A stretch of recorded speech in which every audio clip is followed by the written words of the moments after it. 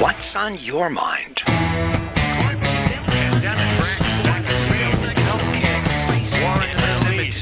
ever stop. Don't ever stop. What do you think? Oh, I don't know what I think. I think I had a great time yesterday. Before the curtain was up, we were discussing on the radio some of the great times I had yesterday. I gotta say, I did have a great time. I saw pigs flying. No, I didn't. I saw pigs running a race. And they named them political. They had President Trump. They had Kamala Harris. They had, I don't know, they had four of them. What a hoot that was. And everybody was laughing and just having a good time as these pigs ran around the race. And then they're well trained because they run around the race and then they get to their door and they don't keep running. They go right inside. They must have a nice treat for them saying, okay, guys and gals, you did a great job. Let's get back in your pens. I was walking around in the one that has the chickens and the bunnies. I don't know, might have had some, I think it had some guinea pigs. Anyways, I was walking around there and I came around the corner and I saw this artist there and I was like, wow, some of that work looks familiar. And then I see the Chicken Man, and then I look, and it's Ernest Lee. Well, I had never met the Chicken Man, Ernest Lee, but I have a beautiful James Brown painting that he did by Ernest Lee. So I walked over to him, showed him the picture, and said, I've had this for several years. It's kind of nice to get to meet you. And he goes, well, it's my pleasure. He goes, I like to be on the radio. I said, well, you come on up and I'll put you on the radio. So who knows? One day, Ernest Lee, Chicken Man, may be right here sitting across from me at WCRS Radio. So that was kind of fun to meet the man that is the legend down there in Columbia, to actually meet him. He had a big booth set up there in the chicken booth. How appropriate. It was odd because you wouldn't have expected to see they have a fine arts and yada, yada, yada booth or building. And here he was set up there with the chickens right at home. I tell you what, there are some beautiful chickens down there. I took some pictures and added that to the whole thing. That's on our Facebook page. WCRS 98.5 FM /1450 AM. Hey, if you've got anything you'd like to add to what we're discussing here this morning, 864-332-9355. We've got a lot of great stories to get to, but I wanted to remind you of that. I want to just reiterate what a great time. We've got a lot of live videos on my Facebook page. In a couple of days, they'll be on the website, WCRS1450am.net. The cake displays were absolutely cake decorating. This was cake decorating. This was not cake decorating 101. This was cake decorating extraordinaire. Absolutely fabulous. There was a bull that had been made in the shape of a bull that was decorated to extreme. I think it got a blue ribbon. There was a cake. I'm just going to give you a couple before we launch into the yada yada stuff. This is Anne's Great Adventure segment here, folks. There was a cake that was decorated like a cheeseburger, French fries, and had an ear of corn, pickles, all these things, and it probably was about 18 inches tall, and everything was a layer. One of my other favorite cakes was the cake that was from that was a sea turtle, and the sea turtle literally was coming up over the cake. The floor, the cake itself was was like the floor of the ocean, and the sea turtle was coming up above it. Just beautiful. And one other, I'm sorry, I got to tell you about one other. It was a cake by a lady out of Charleston, had an American flag, and then had all the medallions for all the different parts of our military, with a cap that goes that somebody would be wearing in the military. Oh, it's just fabulous. People were just loving these cakes. I even had some conversations with some people. I know them. I just said, well, what do you think of this cake? Just started interviewing them as I'm right down there having a good time. So that's a really good one. Another one that I really enjoyed was interviewing the young people and Susan Jones and Eric McCall, who is over the whole agricultural department down there at John De La Howe. And we had a good time talking about the program there, what it has meant, but also talking to, I talked to 4 students who live at John De La Howe and what this experience has meant to them. So I think you might find that one interesting. It was great. All of those are on our Facebook page. In the next few days, I understand we're going to do a section. I think we should call it Ann's Great Adventures and then put videos in there, because I certainly had a blast. And it was a big adventure. Since I'd never been to the fair, I didn't know anything how it worked. But I made it right there to the gate I wanted to, pulled in. I must have had some divine intervention, because I parked about 200 feet from the gate. Fortunately, and this is a little tip, I took a picture of the row I was on as I was leaving, and I was only like 4 or 5 spaces in from the end of the row, which was pretty cool. But I took a picture because I came back out. I walked right by my gate, so I'm saying, or my row. So I get out the camera and I look at it, and I'm saying, yeah, you're putting extra work in this, Ann Eller. Anyways, spent the day there, left around 5:30. I think it was closer to 5:30. Didn't have really any trouble getting out of Columbia, too. However, I cannot imagine being there this Saturday when Carolina plays and the fair is going on. That should be an unbelievable experience that I am going to pass on. That's just as far as the parking. So, the Chicken Man, the booth with all the agricultural ones. I do want to do a shout out to, I believe it is Richard Green, and I don't know whether it's his wife or his daughter, but they were the only ones that had, here we go, right here, that had soybeans entered. Okay, there's that one. And what's this one? Richard and what's his? Glenda Green. They had soybeans, and they were the only ones that I may have seen one other from Greenwood that had entered into the fair. So I was glad to see we were represented from Greenwood, and they sure had a lot of soybeans, and they sure won a lot of awards with their soybeans. I'm not sure what I was seeing. I also saw 165 or 150 pound maybe watermelon, and no record-breaking pumpkins here, but 160 some pounds is a pretty big pumpkin, don't you agree? Yes, it is. So I had a great time. That's the bottom line. I hope that you will go back and watch some of these videos. If you're not going to the fair, maybe get a taste of it.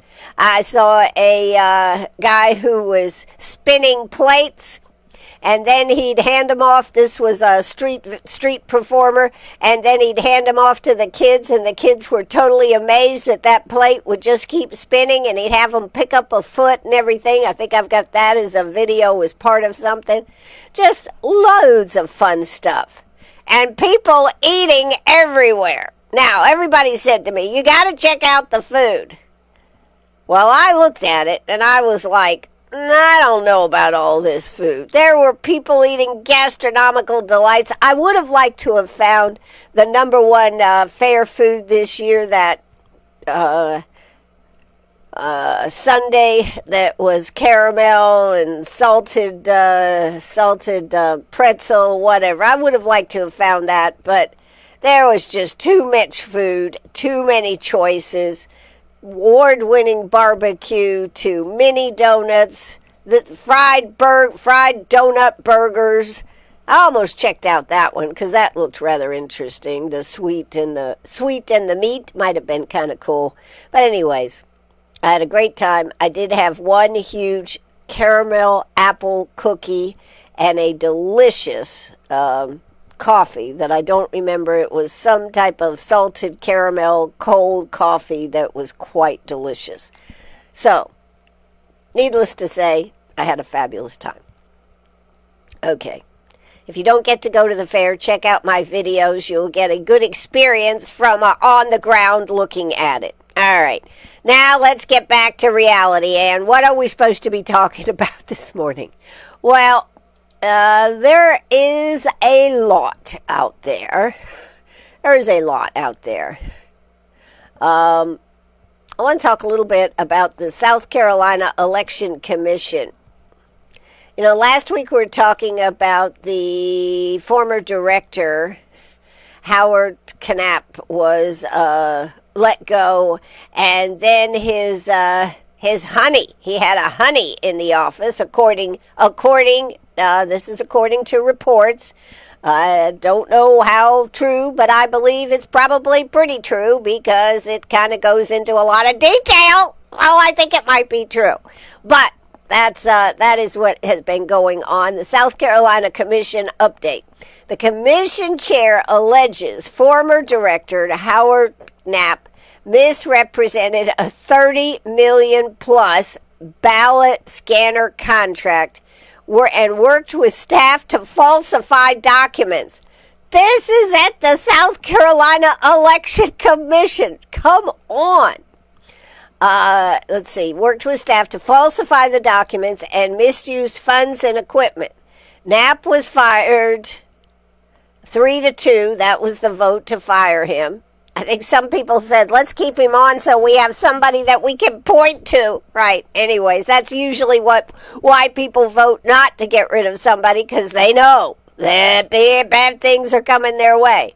The deputy director was later fired. That was his supposed girlfriend, or, well, I don't know if it was girlfriend. They were having an affair. Let's just put it that way. According to records that are out there, anybody can read about it. I'm not making up anything here now, folks. And he misused funds and equipment. Let's see. The deputy director was later fired. The spokesman resigned, and a board member stepped down. SLED and the Inspector General are investigating. What was it? One of the board members stepped down because she couldn't take the pressure from all the inquiries and everything. So she decided to step down. Excuse me. I'm sorry, just have a little congestion here from running all around out there yesterday. So that is what was happening there. Now, they say it's going to have no impact on elections. They had ordered some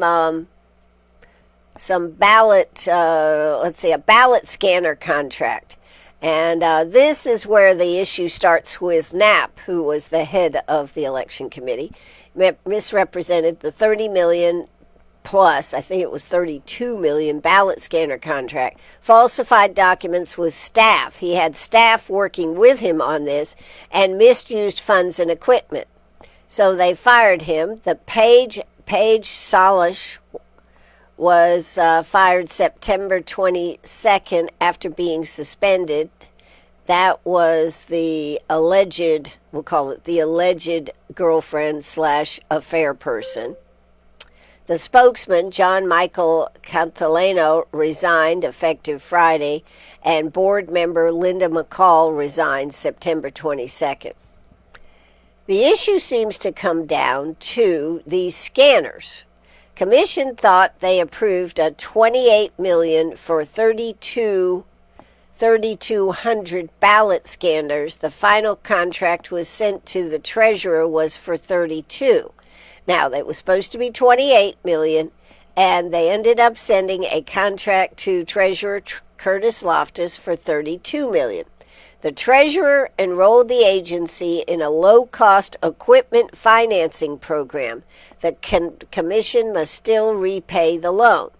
A $10 million bill due September 30th hasn't been paid because the legislature delayed disbursement of nearly $11 million for upgrades until February 20th to hold back directives tied to revenue caution. So I think there's two issues here. And I'm not going to say that I totally understand it, but they were supposed to. The Election Commission was supposed to get this money, $10 million. I mean, this had been an approved purchase and everything. The question comes down to how much of it was approved, because it seems to have gone from 28 million to, what was it, 30 million, 32 million? Anyways, this 10 million was due September 30th, and the legislature had originally was supposed to disperse about 11 million for the upgrades.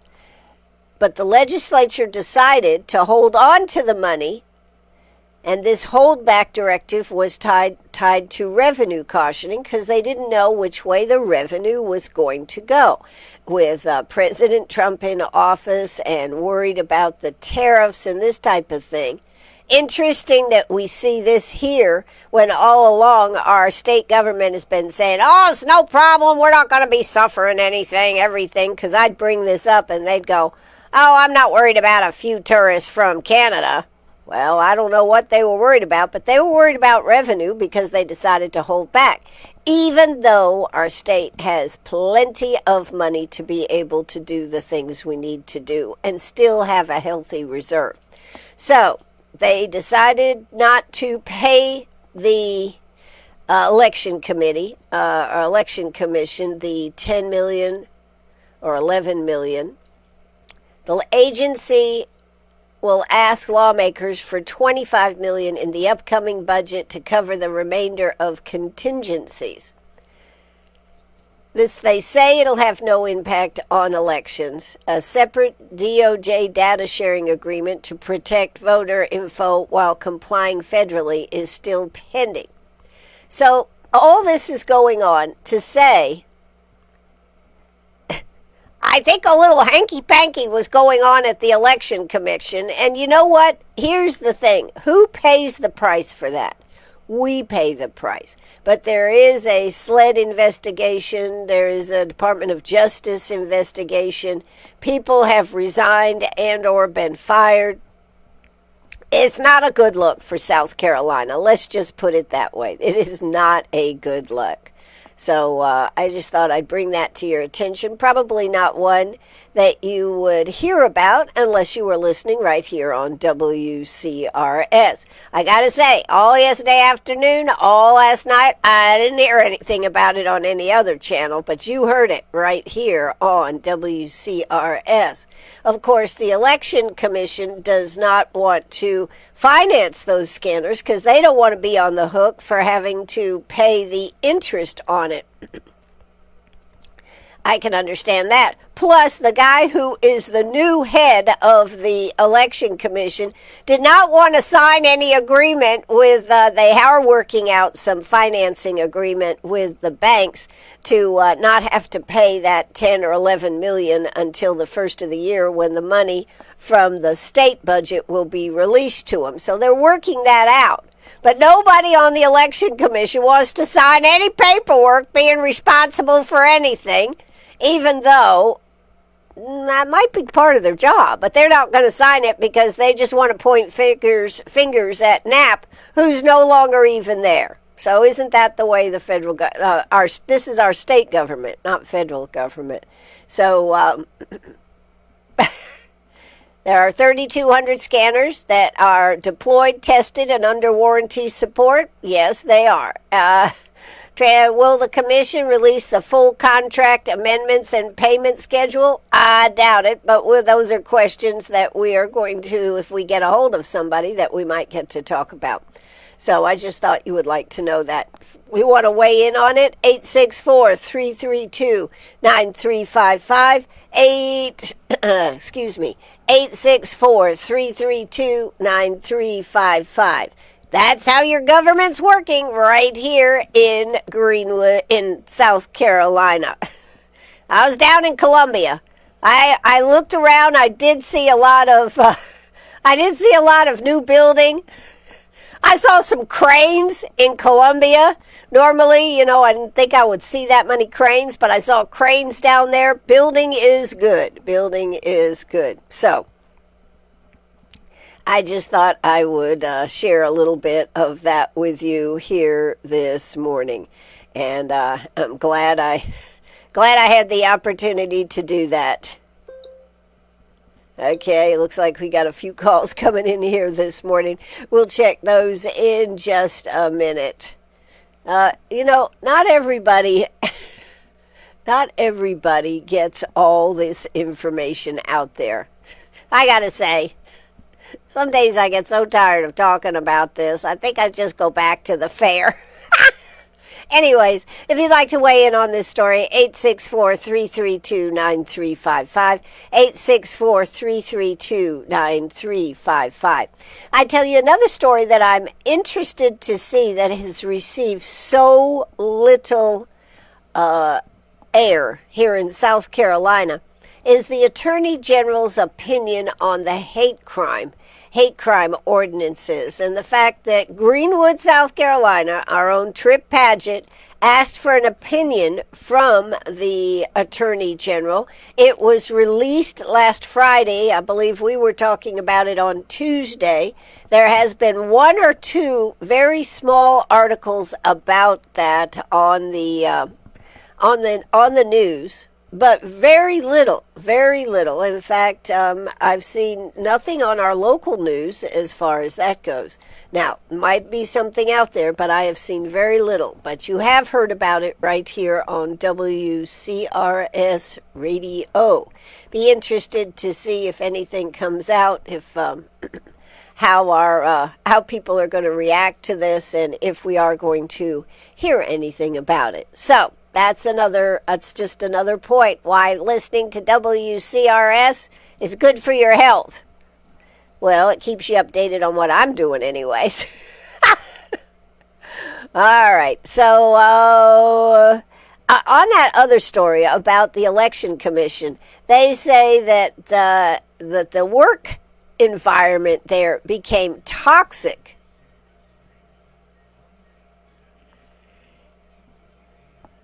You are listening to WCRS. It is 10 o'clock in the great city of Greenwood, South Carolina, where our bunker is right here. My master control office is right here.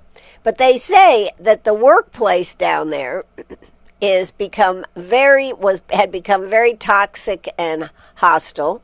None of NAP's lawyers, etc., have responded to that. But that's and also, there was wiretapping going on there. I mean, this story deserves more center of attention because it kind of just goes to our whole, this is in our state, but how much do we hear about this on the national level? That's the comparison I wanted to make. It is a story that is a South Carolina story about an election commission, and they have wiretapping, they have hostile work, they have sex. Well, they have a girlfriend and a guy and a boss, etc. They have people leaving because the environment is so toxic. It's an interesting story. We'll keep you updated. All right. Let's go on and talk about a couple other stories that I had for you here this morning. Mondani is not back. He, of course, is the candidate for mayor up there in New York City. And he is not backing down on really any of his position. I believe he apologized on some of his comments that he has made about law enforcement. So that is one thing that he has softened on. But he wants to raise taxes on the wealthy, says he'll add 2 percentage points to the personal income tax rate of New York City's top 1%, raise business taxes, supports lifting New York City's corporate business tax up to New Jersey's 11.5% rate to fund services. He pledges free buses, universal child care, and a border affordability push. No service cuts. Pay for it with those tax hikes. Housing, backs rent freezes, controls, and expanded social tools. But he did apologize to the New York Police Department for past rhetoric, saying he'll maintain staffing while creating a community safety response that pairs clinicians with officers for certain calls. Okay, so now we're going to put social workers, really, he calls them clinicians, but social workers, to go out when somebody's ready to jump off a building or there is domestic abuse, etc., etc. He did say that he is willing to work with President Trump on affordability and public safety and even address Trump directly, but he wouldn't seek his way any help from Trump the way the past New York leaders allegedly did, framing himself as an independent. This to me is really scary, that I think it is the largest city. I don't know, Los Angeles might be up there, but I think New York City is. But it is really scary to see this is the direction. Of course, the main issue here will be, will the voters turn out in this election? That is the thing. Will they turn out? And will the people that they need to turn out in this race? Of course, the slate of candidates is pretty. We've got Cuomo at 36%, somewhere in there. Mondani at 46%, and Vigilante Seaway, I think that's his name, Seaway, that keeps trying to become the mayor of New York, is down around 13%. But he is. That's a little bit about that. This is really, and this is coming up in November. But I think the big thing is, if you're going to make this work, you've got to get the people out there that would support this, and that is going to be the lower income people that'll support it. Your upper 1% certainly isn't going to support it, I don't believe. Businesses there in New York City are not going to support it, because that's against their religion right there, to pay more taxes. So you're going to have to get those out, those people that would benefit from so many of these things to turn out. And that, quite frankly, is the hard part, to get them to turn out on certain day to go to the polls. But if he pulls this off, and there's good feeling that he will pull this off, this could be a devastating, I think, for New York City. But I also think it will show why policies that he has in place will not work. So, the government slogs on. We still have a government shutdown going on. There's been some talk of Jeffries wanted to have a debate with Mike Johnson. I mean, the Democrats, I realize that a shutdown is something that affects all. But it would seem to me, if the Democrats wanted to get what they wanted to get, which is the health care, that they would get back in there and negotiate that. Why do I say that? Because if they want this money that they want, instead of holding out to it being opened to opening up the government, I think personally they would be smarter to get in there and negotiate it while they have the government open. Because guess what? If they can't get a budget passed, guess what? They could shut it down again. But logic to this has escaped me, and it is going to begin to hurt a lot of people. So I just thought I would mention that to you right there. All right, today is Thursday, and coming up this afternoon, we will have the For the Love group will be here discussing the For the Love concert series that is going to be going on the 24th, I believe that's right. Yes, the 24th and the 25th of October. Leslie Lane will be here. Granger Smith will be here, and Nick, what is Nick's last name? Nick. Anyways, Granger and Nick will be here, and Leslie Lane will be here to discuss all that, give you an update, and we will get to understand a little bit about what's going on, what's this all about. It's a new festival that is coming our way. So that the 24th and the 25th is going on. They will be here this afternoon at 5 o'clock. You might want to tune in and check that out. That's going to be interesting. Right after that, when I get off the air at 6 o'clock, I've got to head over there to the Inn on the Square, where Greenwood Performing Arts is bringing you all that sex. No, I mean all that saxophone and saxophone. That's right. That'll be coming up. So that's going to be a lot of fun. That will be at the Inn on the Square. You can still go ahead and get tickets. So I would highly recommend that you get your tickets. Other things coming up. What else do we have coming up? The Soup Kitchen. Today is the last day of the Soup Kitchen. I believe it is the last day. They'll be doing that. That is for seating inside at the Soup Kitchen. So I'm not really sure if there's any tickets available because that was limited seating. So that's another good event that is going on. Let's see. What else do we have here? We have more going on here, and I know, and I'm out of the loop here because I don't have it pulled up.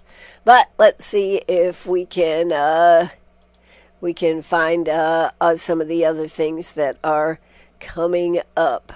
Let's see. That's this one right here. All right, let's look at this one right here. See if we can get that one pulled up. Well, is that it? Nope, that's not the right one. So let's see if I can do this again. Let's try this. Try this on Wednesday. Here we go. There we go. Here's where I got that information for you, right here. Just seems like there's so much going on all the time. It's dizzying, isn't it? It really is. So Empty Bowls is going on tonight. GPA is going on tonight. Tonight is also the free movie at the market, Uptown Greenwood. That starts at 7:30. And it is Goonies. That is a great movie back from, 1985. So if you'd like to go have a free movie, bring a blanket, bring a chair, bring your snacks, and go on uptown and watch it at the marketplace. Coming up Friday and Saturday is the Hogs and Hens over there in Abbeville. And Friday night, the Swinging Medallions will be swinging on the stage. That's right. They'll be swinging on the stage. Plenty of food, entertainment, kids zone. Beer and wine is permitted inside the festival area with purchase of a wristband, very similar to what we do over here in Greenwood. Also, they are having another festival Saturday from 11 to 3. The McCormick County Chamber of Commerce is hosting the first annual Get Connected Festival at Baker Creek State Park Pavilion, 863 Baker Creek State Park Road in McCormick. This fall festival will feature different real-world scenarios based on 9/11 calls received in McCormick County. So learn about resources to aid with motor vehicle accidents, gun safety, water safety, and more. That actually sounds pretty interesting. That's over there at the Baker Creek State Park Pavilion. And of course, Saturday right here in Greenwood is a most anticipated event. This is the Imagine STEAM Festival. And of course, they'll have all kinds of exhibits. They'll be all along the roadway. What is that? Oregon Road, and down there at the marketplace. There will be so much going on. This is a great festival. We kind of say that it's for kids, but it's really for adults. I have had a great time going to that festival, learning about different things in our community. So it is the robotics, the Do Westerner Robotics will be there.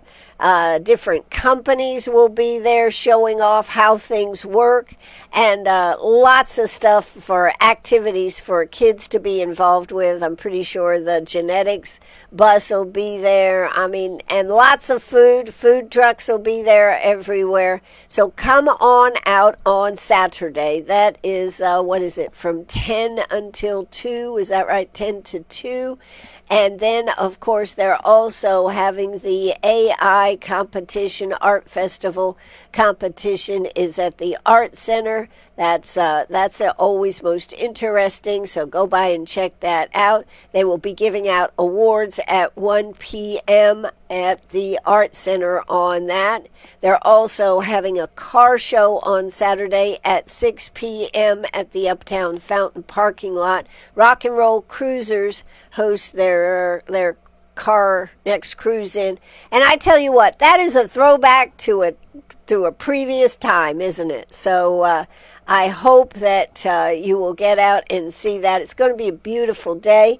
What is the weather here, Ann? Let's just check the weather as we finish up here this morning. I usually do that early, but I didn't, so we'll do it right now. Weather outside is 65 degrees right now, feels like 65. We are headed for a high today of 78, a low of 49. Friday's going to be a high of 77, low of 51. Football Friday night should be absolutely fabulous. Saturday's going to be a high of 80 and a low of 57. And again, plentiful sunshine. However, on Sunday, we should have some rain coming in. Showers early, becoming less numerous later in the day. Thursday are possible. High of 76, low of 46. Going to get chilly. Monday comes in. Plentiful sunshine, though. High of 73, low of 45. And we are off to the races with weather staying in that zone pretty much the rest of the week. So, there you go. I just thought I would bring you that and tell you need to get out and enjoy this weather. There is nothing, I think, that can't be cured by being outside, soaking in the sunshine, and looking at the sky and the trees and the beauty that South Carolina offers us right here in Greenwood, South Carolina. And it's probably something I've forgotten because there's always so much going on. Those are the highlights of some of the things that I know going on. I do know one other thing I want to mention. They are having the Humane Society is being hosted a festival at